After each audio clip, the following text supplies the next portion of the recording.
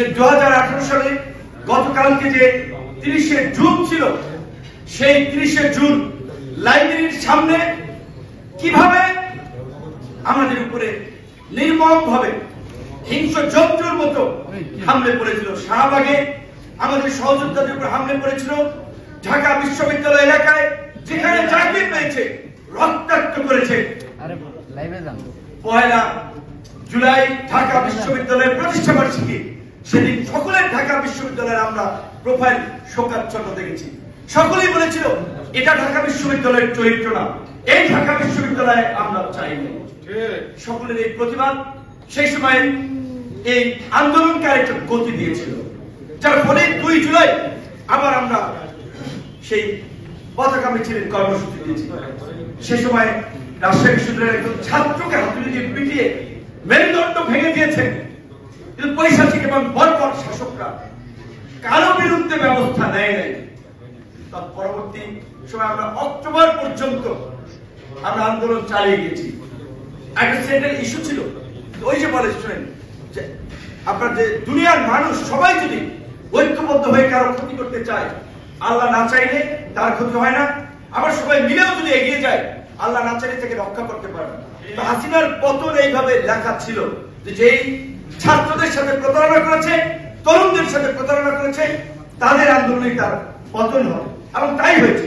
2018 সালে আপনারা দেখেছেন 10 এপ্রিল মতিয়া চৌধুরী শিক্ষার্থীদেরকে রাজাকারের বাচ্চা বলে ক্ষুব্ধ করেছিল সংসদে।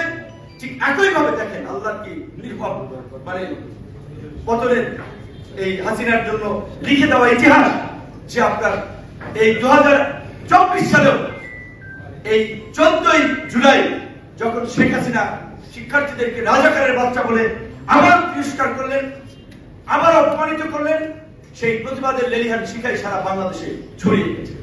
এবং এই যে আবু সাইদের আজকে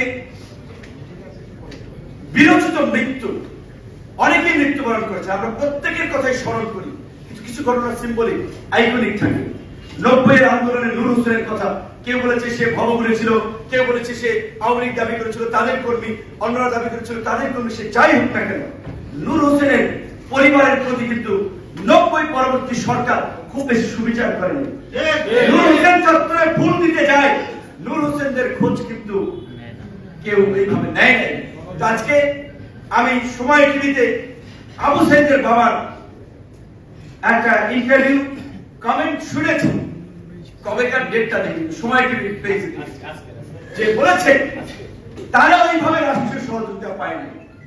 যে আবু সাইদের মৃত্যুকে কেন্দ্র করে এই ছাত্র আন্দোলনের দাবানল সারা বাংলাদেশে ছড়িয়ে গেল, একটা রেজিমের পতন হয়ে গেল, সেই আবু সাইদের পরিবার এখন পর্যন্ত এই আক্ষেপের কথা বলে, এই অভ্যুত্থান পরবর্তী সরকার এবং অভ্যুত্থানের নেতা, আমরা নেতা ছিলাম কিন্তু আমরা তো সরকারে নাই, দায়িত্ব সরকারের, কেন আজকে তাদের কণ্ঠে এই আক্ষেপ থাকে?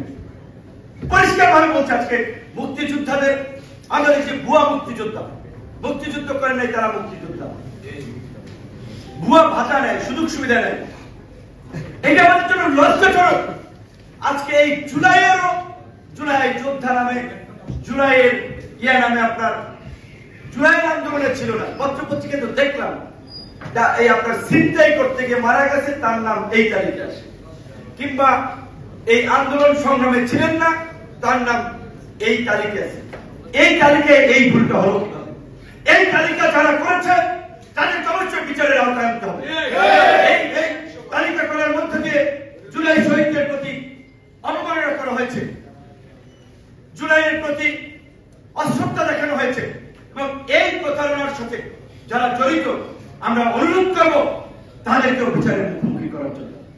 সে যাই হোক, সর্বশেষ আমরা যেহেতু আলোচনার শেষ প্রান্তে চলে এসেছি, এই কথাগুলো শেষ করতে চাই।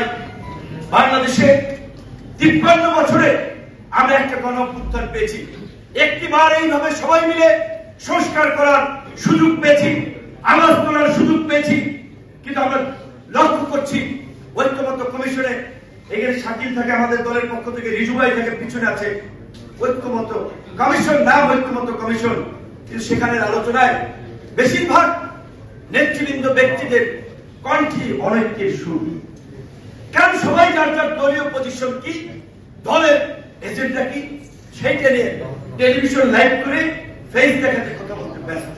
আবার কেউ কেউ ভাবছে যে কোন দলের ঘাড়ে ভর করে এমপি হবে, কাজেই সংস্কারের প্রশ্নে যদি তার অবস্থানটা সেই দলের বিপরীত হয় তাহলে তো তার মনোনয়ন সুইটে যায়। এইটা যদি এই ঐক্যমত্য কমিশনে আলোচকদের অবস্থা হয়, তাহলে আমি ঐক্যমত্য কমিশনকে আগেও বলেছি, এখনো বলবো, ওই 30 থেকে 35টি দল যাদের অনেক দলের কোন সাংগঠনিক অস্তিত্ব নাই রাজনৈতিক মাঠে, তাদের কথায় ঐক্যমত্য কমিশন জাতীয় ঐক্য কিংবা এই জুলাই সনদের বিষয়ে শুধুমাত্র সিদ্ধান্ত নিতে পারবে না।